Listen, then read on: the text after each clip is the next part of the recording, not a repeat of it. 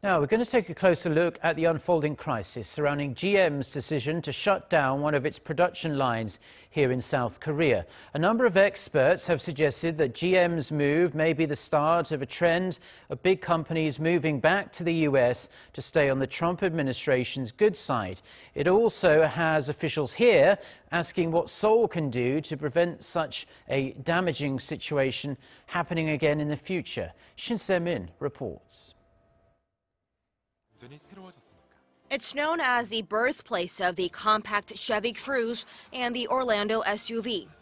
GM arrived in Gunsan, a small seaside town on Korea's western coast, more than 20 years ago, bringing with it jobs and a fresh lease of life.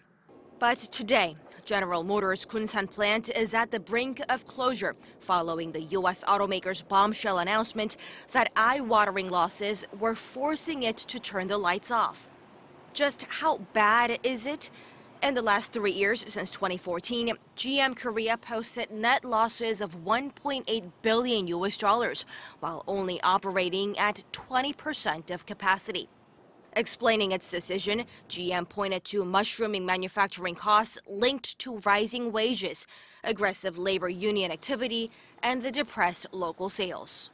GM's decision to shut its loss-making unit here in Gunsan, which employs some 2,000 workers, could just be the first taste of what's to come. The president of GM International has already given an ominous deadline, saying that the company will make some important decisions on next steps by the end of this month. One of those steps, offering a $2.2 billion debt for equity swap in return for financial support from the Korean government.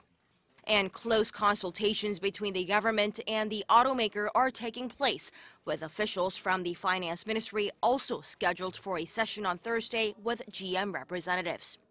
The emergence of the GM crisis comes at a crunch time for South Korea and the U.S., longtime allies both economically and diplomatically.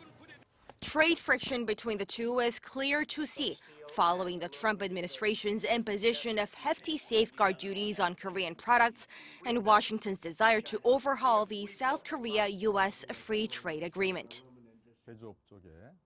This clearly reflects the Trump administration's policy of bringing jobs back to America.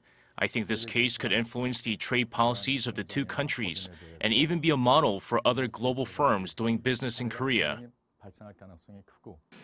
The expert says Trump, who is targeting blue-collar workers in the midterms, may highlight the situation as an example of his efforts to bring jobs back to America.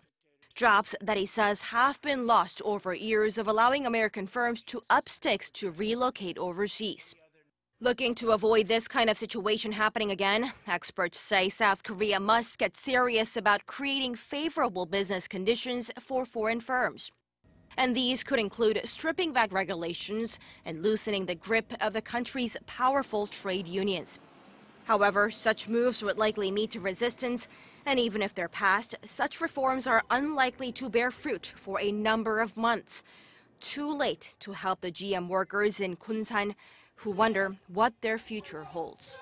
Shin Se-min, Arirang News.